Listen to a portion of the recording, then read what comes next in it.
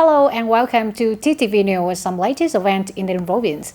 Ladies and gentlemen, on August 2nd, Mr. Hoàng Minh Cường, Vice Chairman of Hải Phòng City People's Committee, heads of the City International Integration Steering Committee, as heads of the delegation, visited and worked with TayNinhTV People's Committee and chance experiences in state management in the fields of international economic interaction. Receiving and working with the delegation, on the side of TayNinhTV provincial leaders, there was Mr. Dương Văn Thắng, Vice Chairman of the Provincial People's Committee, along with leaders of prevalent departments, branches, and units. At the working program, two localities provided an overview of the socio-economic development situation in the first 6 months of 2024, share experiences in state management in the field of international economic integration, investment, trade and tourism promotion, digital transformation in the field of import, export and logistics. Accordingly, in the first 6 months of 2024, TayNinhTV has focused on removing difficulties and obstacles, supporting businesses and investors, creating new momentum and promoting growth. TayNinhTV ranked the first in the economic growth in the Southwest region. Export turnover reached $3.2 billion, up 12.4% over the same period. Import turnover reached $2.9 billion, up 14.1% over the same period. Previously, the delegation visited Mumbai International Border Gate to discuss the mechanism of import-export activities, investment, tourism, and international economic integration in the area, as well as the work of ensuring national defense and security in the context of increasingly deep international integration as at present.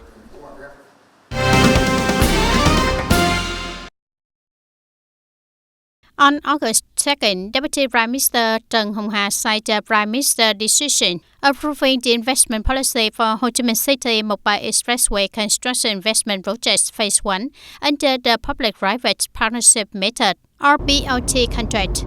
Accordingly, the expressway has a total length of about 51 kilometers, of which the starting point connects with Ring Road 3, Ho Chi Minh City in Củ Chi District. The end point intersects with National Highway 22 in Bến Cầu District, TayNinhTV Province. The project is divided into 4 sub-projects. The total preliminary investment of the project is 19,617 billion Vietnam dong. The project's objective is to meet transportation needs, reduce traffic congestions and ensure traffic safety on National Highway 22, create a driving force for linkage, promote cooperation and development of the Southwest region with the Mekong Delta, the Central Highlands and the South Central region, contribute to ensuring security and national defense. The Prime Minister assigned the People's Committee of Ho Chi Minh City to publish a notice inviting investors to survey their interest in Components Project Number 1 according to regulations. Organize the implementation of the project in accordance with approved regulations and relevant legal provisions. The People's Committee of TayNinhTV Province is assigned to organize the preparation of the feasibility study report of Components Project Number 4, implements the procedures for appraisal and approval of Components Project Number 4 according to legal provisions. For details of this decision and the attached appendix, you can follow it by scanning the QR code displayed on the screen.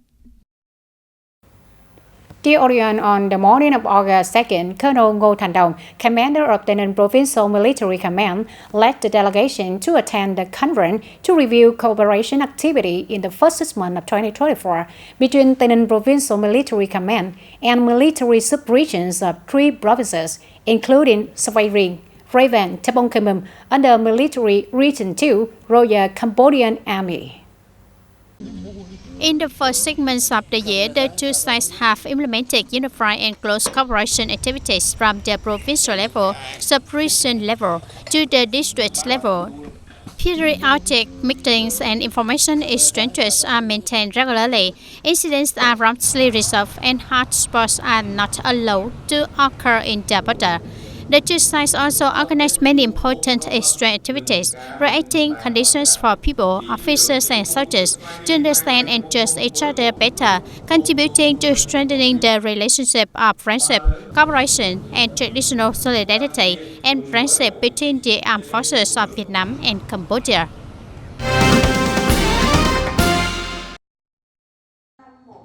On the morning of August 2nd, Ms. Phan Thị Thanh, Deputy Head of the Department of Supporting Women in Economic Development, together with the delegation of the Central Committee of the Vietnam Women's Union, had a meeting to inspect, supervise, and grasp the situation of the project supporting women to start a business in the 2017-2025 period, referred to as Project 939, and the task of enhancing economic empowerment for women in the province. In recent times, the TayNinhTV Provincial Women's Union has strengthened the dissemination of the project, promoted coordination with the banks, social policy, agriculture, and rural development in dispersing capital to create jobs for women. Cooperatives with women participating in management and operation have had positive trends suitable to local realities. Activities to support and enhance economic empowerment for women at all levels of the Union have achieved many positive results, attracting a large number of women to respond and participate. At the conference, delegates focused on discussing and proposing solutions to remove difficulties and obstacles that are still encountered, contributing to promoting the implementation of the project to develop further in the coming time.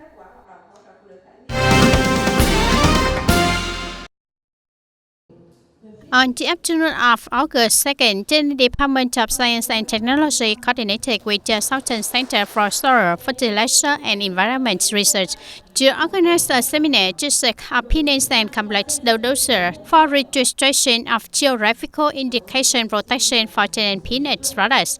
They include documents identifying the organization that register and manage geographical indications for TayNinhTV peanut products, map of TayNinhTV peanut geographical indication area, criteria for registering TayNinhTV geographical indication for TayNinhTV peanut products, logo plan and model for measurement, and use of TayNinhTV peanut geographical indications.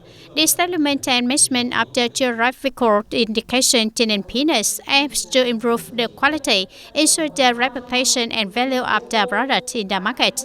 The proposed geographical indication area in TayNinhTV province is distributed in districts including U Minh Châu, Gò Dầu, Bến Cầu, Châu Thành, Trảng Bàng Thảo, and TayNinhTV City.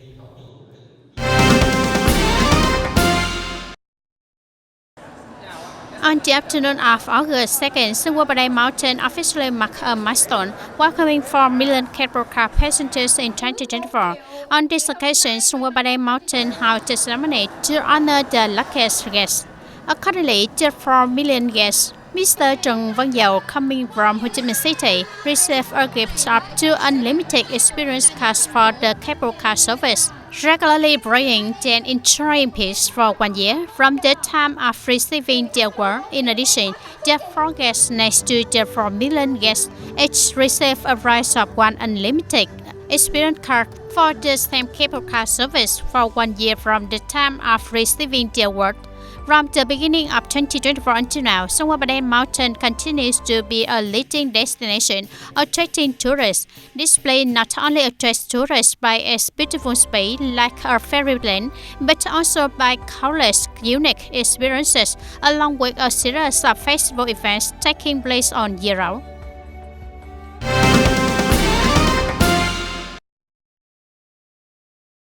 In July 2024, the total budget revenue in TayNinhTV province is estimated about 890 billion Vietnamese dong. Overall, in the first 7 months, TayNinhTV state budget revenue reached over 7,200 billion Vietnamese dong, achieving over 65% of annual estimate, up over 10% compared to the same period, of which domestic revenue reached nearly 6,300 billion Vietnamese dong, reaching over 63% of the estimate, up over 9% compared to the same period last year. Notably, revenue from import and export activity is estimated to exceed 995 billion Vietnamese dong, reaching nearly 83% of the annual estimate, and increasing by nearly 18% over the same period. In terms of revenue structure, the main source of revenue is domestic, accounting for over 86% of total revenue, while import and export activity only account for nearly 14%.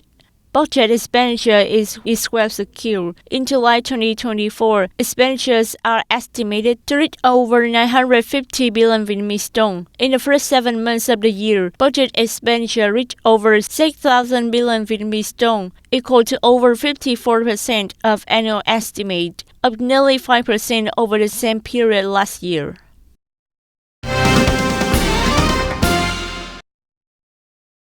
August is the time when Bà Đen Mountain attracts a large number of locals and tourists to celebrate Vu Lam Festival, one of the main Buddhist holidays to commemorate and repay the gratitude for birth to parents. With a 50% discount on cable car tickets, reducing the price just to 100,000 Vietnam dong per person to Bà Đen Mountain in the evening, Sun Bà Đen Mountain aims to facilitate the journey for tenant residents and tourists to Bà Đen Mountain during this significant festival. During the Vu Lam Festival at Bà Đen Mountain, many meaningful cultural and spiritual activities will be organized for tourists, such as Buddhist art performances, talks with monks about filial piety, or participating in the ceremony of pinning rose on their dress, a sacred ceremony to commemorate and pray gratitude for parents. In particular, the main ceremony will be held on August 24 and 25th, on the 21st and 22nd of the 7th lunar month.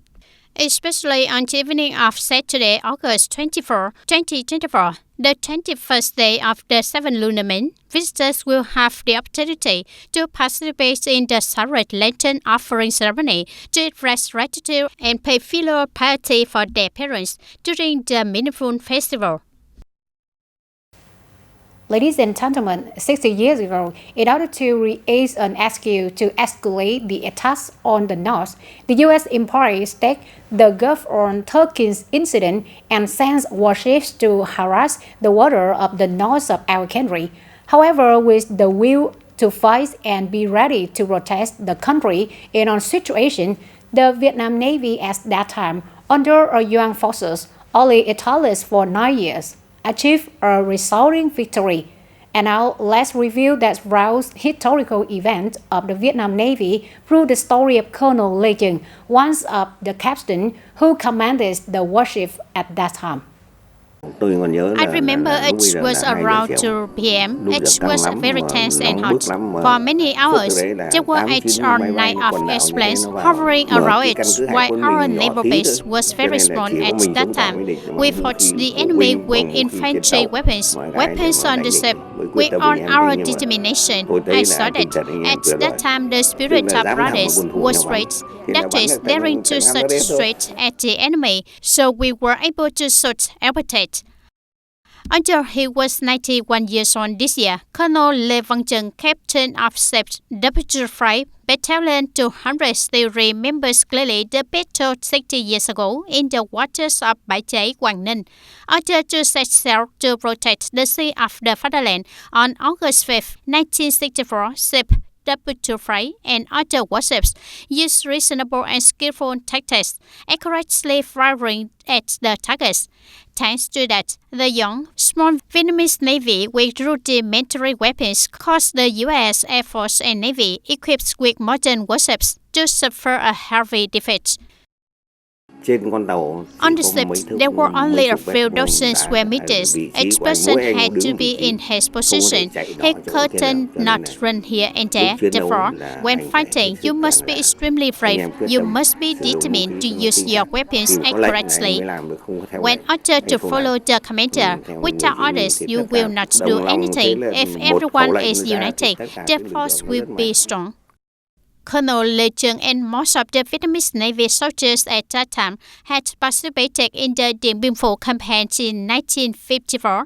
After the resulting victory that shook the world, those people continued to lay the foundation to build the Vietnamese Navy and wrote a new page of history with the victory in the Gulf of Tonkin in August 1964.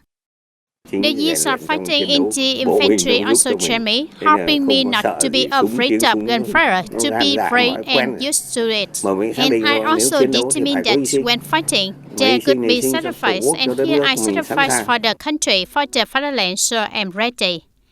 Now the colonel who commanded the warship has long since retired, living a peaceful life in the countryside where there are gardens of flowers and roses that are fragrant all year round. But the memories of the resounding victory in the first battle, the moments of shooting the American planes years ago, will forever be his unforgettable memories. That will be forever be an unforgettable epic in the heroic history of the Vietnam People's Navy.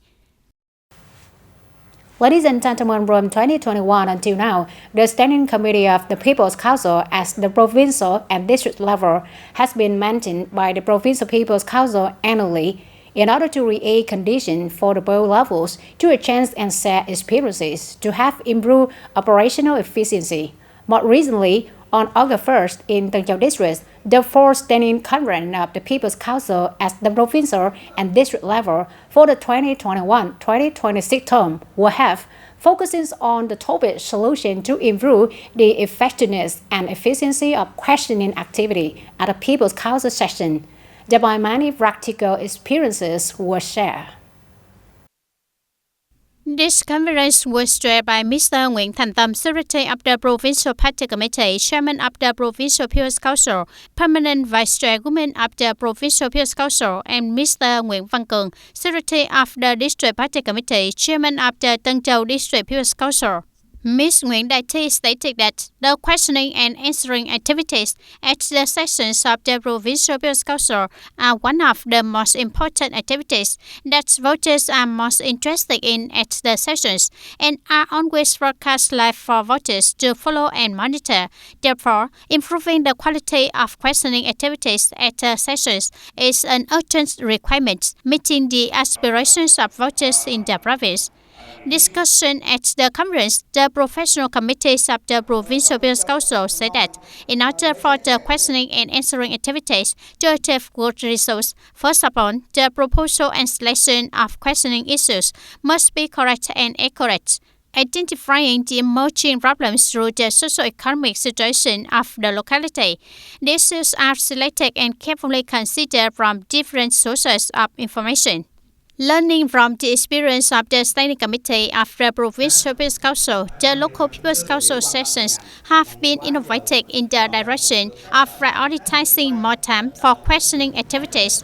The issues selected for questioning are carefully researched in content, requiring relevant agencies to be accountable and have a direction for handling. Through the questioning and answering activities at the meetings, many hot issues in the locality have been resolved, overcome, meeting the requirements and aspirations of voters. To improve the effectiveness of questioning and answering activities, the Provincial People's Council will issue a notice of questioning conclusions or issue a resolution on important and necessary questioning contents. This is the basis for monitoring the implementation of promises made by the questioner. The implementation of promises must be monitored and reported in writing to the nearest regular meeting. For the district level People's Council session, the Standing Committee of the district level People's Council has also directed the implementation of good information and propaganda work on the results of implementing promise after questioning on mass media so that local voters can follow and monitor relevant agencies.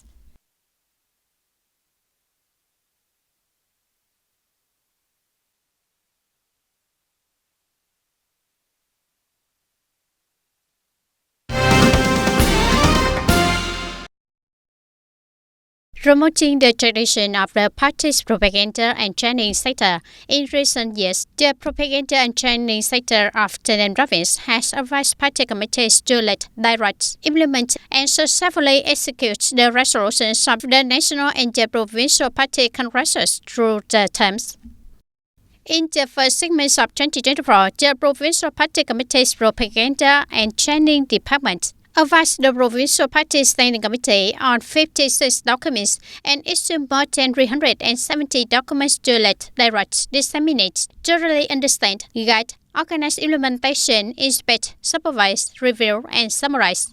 In addition, the provincial propaganda and training department works with various states, localities, agencies, and units, regularly directing, guiding, and organizing propaganda to create consensus among carriers, party members, and people.